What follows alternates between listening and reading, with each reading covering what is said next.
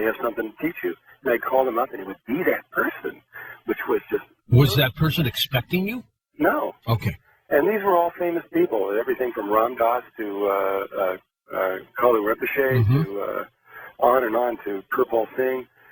And I didn't know who they... Sometimes I knew who they were. I heard of them. But many times there were people that nobody knew at all. Yeah.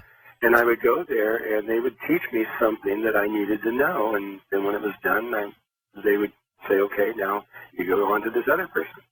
Great story. Let's go to Louisville, Kentucky. First-time caller. Hey, Rich, you made it through. Go ahead. Hey, George. Hi. Thank you for taking my call. Of course. I would like to acknowledge your guest tonight. Thank you for the information that you're passing on to the masses and the listeners of Coast to Coast. Thank you. Tonight, I wanted to ask you a question that's been really bugging me a long time. Okay. It's about ancient history in Egypt and about an omission in history of Upper and Lower Egypt. From my studies of ancient history of Egypt, at some point there were two kingdoms in Egypt. That's right.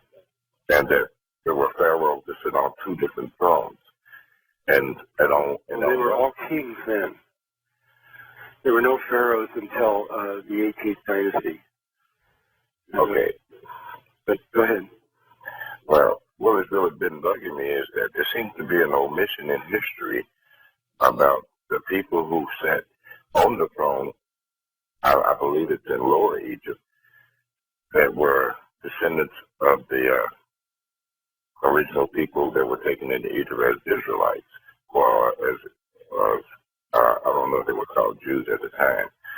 But there seems to have been an omission in their history as far as recorded history is. And I was wondering, do you know anything about the history of the descendants that sit on the throne in Lower Egypt? Okay. Well, that's a good question. I've been given a huge amount of information around Egypt because the scribe of Egypt, Thoth, actually, he was one of the people that these two spheres of light led me to, and I studied with him for 12 years. And he told me a great deal about the history of Egypt and but he was leading me in a very specific direction. He didn't talk much about the Jews or the Hebrews at that time. And I know they were there, but you happen to hit on one thing that I really don't know much about. Do you think there was an ET presence in Egypt? There was an ET presence on Earth at least for the last 13,000 years, and a lot longer. Next up, we go to Sean in Madison, Wisconsin. You're up with us east of the Rockies. Sean, go ahead. Hello, George. Hi. And I'm Mr. Melchizedek. What an honor, sir. Hi, good to meet you. My name's Sean. I'm from Madison, Wisconsin, and the Viscous Circle. And I'm familiar with your Flower of Life workshop and have been since the early 90s.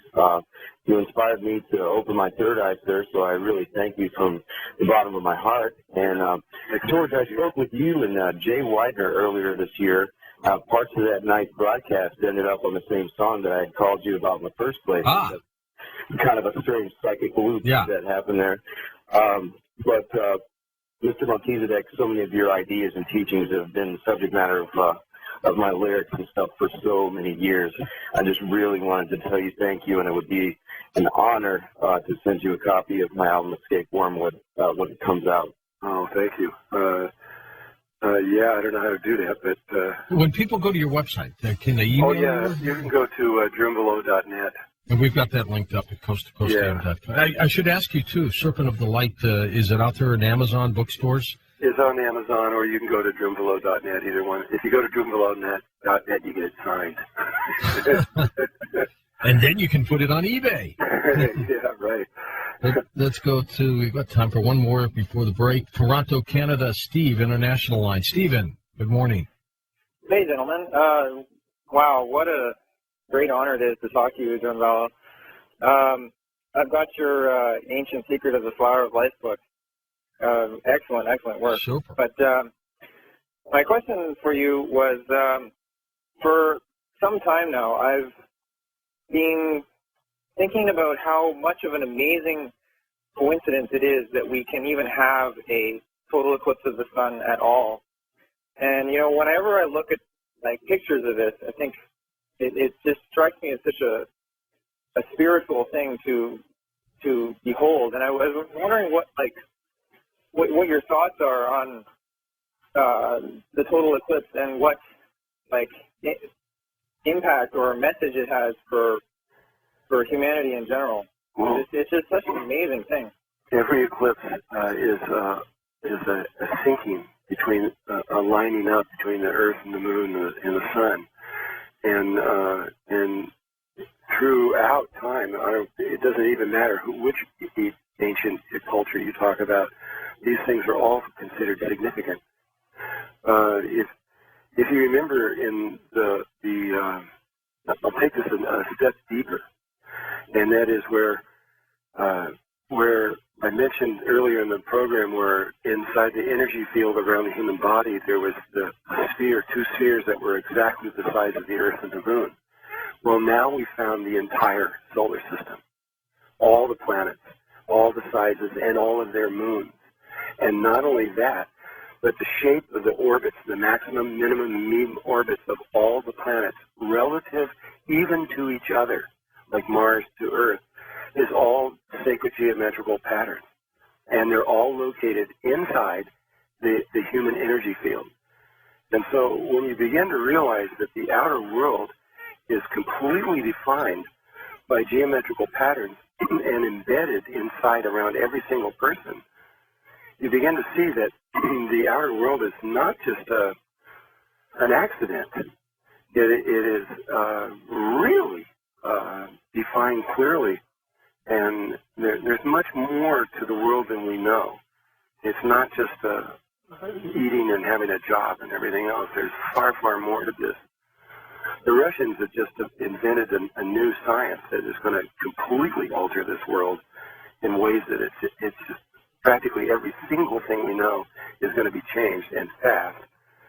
And what they have discovered is that they've now discovered what gravity is, or at least a better idea than anything that's ever been presented before. This is all the problems in relativity, and everything else is usually gravity, quantum physics. And through mathematics, they can determine where every single atom, every proton is at any moment in the universe. We're going to come back with final phone calls. Coast to Coast AM. Well, next hour, Joshua P. Warren joins us for his weekly Paranormal Moments as we talk about some full-bodied apparitions with Joshua P. When we come back, let's wrap things up here with final phone calls with Drunvalo Melchizedek on Coast to Coast AM. And welcome back to Coast. We'll go to final callers here with Drunvalo Melchizedek, and no relation to the biblical character Melchizedek, huh? Well, really? There may be. Not personally, but it goes back even further. He would appear at will, any place. Well, Melchizedek is not a person. It's a level of consciousness. It's a consciousness. And there are millions and millions of them throughout the universe. All right, let's go to final calls. You ready? Sure. Santa Monica we go, California. Hello, John. It's your turn. Thanks for holding. Thanks, George. Sure. As usual, great show. Drunvalo, first I want to tell you how privileged I feel to be speaking with you. I'm really kind of in awe that I'm talking. I have spent 5 or 6 years doing research, really intense research, reading people like Jared Diamond, Greg Braden, William Sullivan, Frank Waters, Michael Drosnin, and I read your works. And in order to write a book that I wrote. And of all the works that affected me the most, it was yours. I found your book, the whole treatment of sacred geometry, the tree of life, platonic solids, the nature of the golden mean, the inner architecture of life and truth, to be literally at the heart of the universe. And I found it to be that at the heart of your book. I have a question, but I have to explain it. It'll take me 30 seconds to explain it and lead up to the question. All right.